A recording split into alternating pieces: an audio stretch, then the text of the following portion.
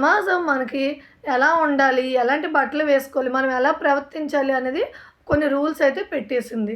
నేను ఒకసారి అంతర్వేది అక్కడ ఒక ఆవిడ పరిచయం అయ్యారు. ఆవిడని అడిగాను, మీది ఏ ఊరు అంటే వైజాగ్ అన్నారు. కానీ మీ స్లాంగ్ అలా లేదు అంటే, మాది శ్రీకాకుళం అండి అన్నారు. మరి వైజాగ్ అని ఎందుకు చెప్పుకుంటున్నారు అన్నాను నేను. అంటే వైజాగ్ అని శ్రీకాకుళం అంటే ఎవరికి తెలియదు కదా అన్నారు ఆవిడ. డిగ్రీ వరకు శ్రీకాకుళంలో చదివాను. మా సొంత ఊరు వచ్చి శ్రీకాకుళం. ఎంఎస్సికి నేను వైజాగ్ వెళ్ళాననమాట. ఎంఎస్సి జువాలజీ ఆంధ్ర యూనివర్సిటీలో చేద్దామని వైజాగ్ అయితే వెళ్ళాను. అక్కడికి వివిధ రకాల ప్రాంతాల వారు వచ్చారు. నా యాసను చూసి, లేకపోతే శ్రీకాకుళం జనాల యొక్క యాసను చూసి వాళ్ళు నవ్వుకునేవారనమాట.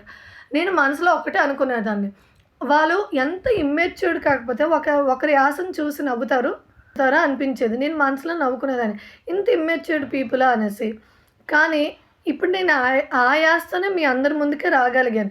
నన్ను అన్నవాళ్ళు అలానే వెనకవతలే ఉండిపోయారు. మనం నలుగురిలో ఉన్నప్పుడు, లేకపోతే మనం మెయిన్గా మనం టౌన్స్కి వచ్చినప్పుడు మన ఊరు కోసం చెప్పుకోవాలన్నా, లేకపోతే మన యాసలో మాట్లాడాలన్నా మనం చాలా భయపడుతూ ఉంటాము.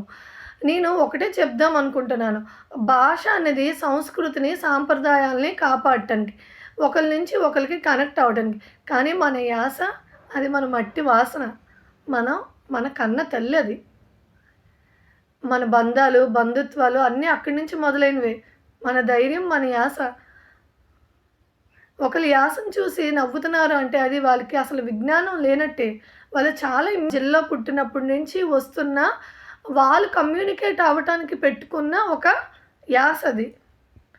ఇప్పుడు వేరే ప్రాంతంలోకి వచ్చి మీ యాసలో మాట్లాడాలి అంటే అది అసలు అవ్వని పని. ఒకరి యాస తప్పు అనేసి మనం ఎలా డిసైడ్ చేయగలం అసలు? నువ్వేమైనా పుట్టించావా కొత్తగా యాసని? కాదు కదా. నువ్వు మాట్లాడుతున్న యాస అనేది నువ్వు పుట్టించలేదు.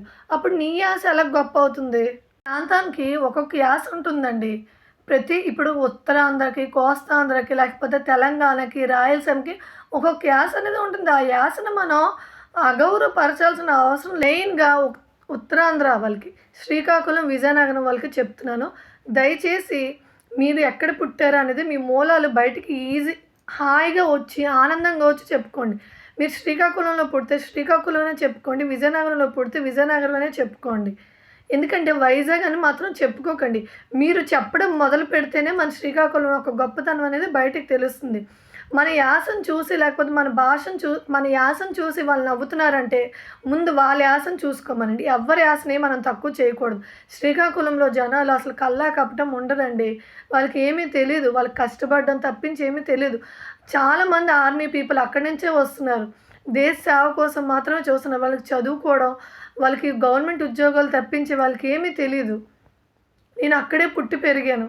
ఆ ప్రాంతం ఒక మట్టి వాసన ఎంత బాగుంటుందో, ఆ యాస ఆ ప్రాంతీయతను, వాళ్ళ ఆప్యాయతలను తెలుపుతుంది.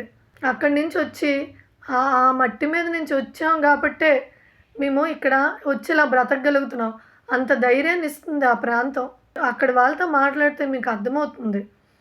యాసను చూసి ఒకరిని మీరు కిందకి దించాల్సిన అవసరం లేదు. నేను ఒకటి చెప్తున్నాను, మన యాస మనకి గర్వకారణం. మన యాసని మనం ముందుకు తీసుకెళ్దాం. ఎవరో ఏదో అన్నారని మన యాసని మనం ఆపేయాల్సిన అవసరం లేదు. మన కోసం మనం నిలబడకపోతే మన కోసం ఎవరూ నిలబడరు. ఎవ్వరూ కూడా చెప్పలేరు వాళ్ళ యాసే కరెక్ట్, వాళ్ళ యాస ప్రకారమే మాట్లాడాలని ఎవ్వరూ చెప్పలేరు. ఎందుకంటే ఇది తెలుగు భాష. ఈ భాషలోన వివిధ ప్రాంతాలను బట్టి వచ్చిన యాసలు అవి. కానీ అంతా తెలుగు భాషే. వాళ్ళకి అది దీర్ఘంలో అనిపించవచ్చు, వాళ్ళ యాస మనకు దీర్ఘంలో అనిపించవచ్చు, అంతే. కానీ మనం తక్కువ చేసుకుంటేనే వాళ్ళు కూడా మనల్ని తక్కువగా చూస్తారు. మనం ఎక్కడ పుట్టామనేది గర్వంగా చెప్పుకుంటాం. మనం ఏ తప్పు చేయనప్పుడు మన ఊరి పేరుని గర్వంగా చెప్పుకోవడంలో అసలు తప్పు లేదు. ఇది కేవలం యాసకు నవ్వుతారు అనే భయపడి మనం మన ఊరి పేరు చెప్పుకోకపోవడం అనేది మూర్ఖత్వం. మనం గర్వంగా చెప్పుకోవడం ఎప్పుడైతే మొదలు పెడతామో అప్పుడే అవతల వాళ్ళు మన యాసని గౌరవించడం మొదలు పెడతారు. నకిలీగా బ్రతకడం కంటే మనసారా నవ్వుతూ మన యాసలో హాయిగా బ్రతకడమే అసలైన విజయం అంటే. నేను కూడా ఫస్ట్లో అలానే అనుకునేదాన్ని, అయ్యో నన్ను చూసి నవ్వుతున్నారంటే నా యాస కరెక్ట్ కాదా అని. తర్వాత రియలైజ్ అయ్యాను ఏంటంటే, యాసను చూసి వాళ్ళు అలా అంటున్నారంటే వాళ్ళు ఎంతో ఇమ్మెచ్యూర్డ్ పీపుల్ అండి. అలాంటి ఇమ్మెచ్యూర్డ్ పీపుల్ కోసం మనం ఆలోచించాల్సిన అవసరం లేదు.